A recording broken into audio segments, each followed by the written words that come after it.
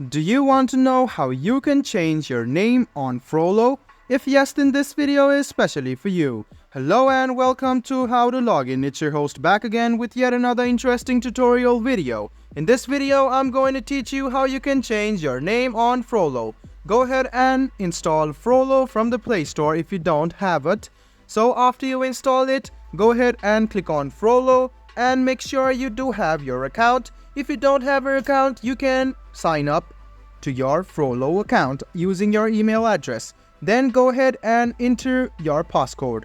After you enter your passcode, what you can do is go to your profile on the left hand side and you can see the name. Go ahead and tap on the name.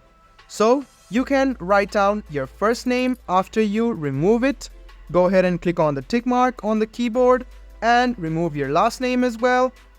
You can go ahead and write down your last name and click on the tick mark which is over here. In a while, you can notice that your name has been changed. Let me show it to you once again. Open Frollo, click on your profile on the left hand side and click on name. Then go ahead and write down your name, click on tick mark and write down your last name as well and click on the tick mark again.